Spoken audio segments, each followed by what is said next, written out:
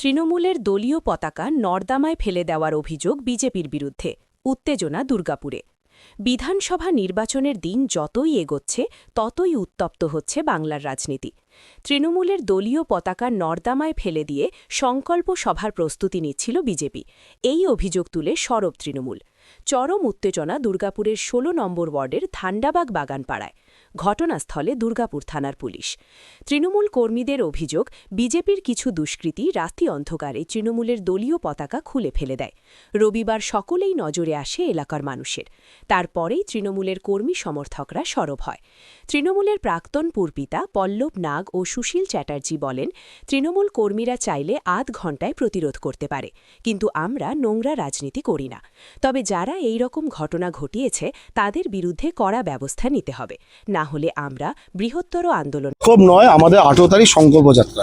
আপনারা জানেন যে আমরা পাঁচালী, আমরা উন্নয়নের পাঁচালী নিয়ে প্রতিটি ঘরে ঘরে আমরা যাচ্ছি, দুয়ারে দুয়ারে।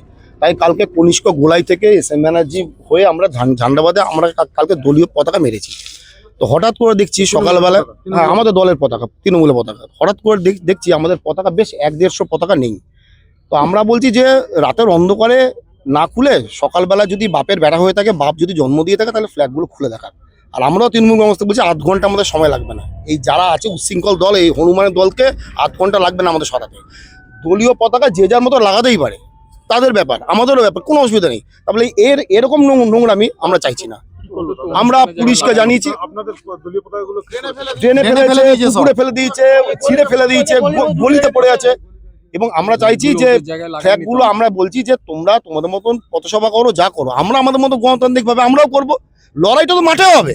এখন এত ভয় কেন তৃণমূলের পতাকার উপরে, এত ভয় কেন? তা আমরা বলছি ওরা ভয় পেয়েছে। যদি বুকের পাটা থাকে দিনের বেলায় ওরা পতাকাগুলো দেখো। আর আমরাও বলছি আমাদের যদি বুকের পাটা, আমরা সকালবেলা পুরো ফ্ল্যাগ আমরা এখান থেকে সব হাঁটিয়ে দেবো। ওদের ফ্ল্যাগের জায়গায় আমরা ফ্ল্যাগ লাগাই। আমার নাম পল্লব নাগ।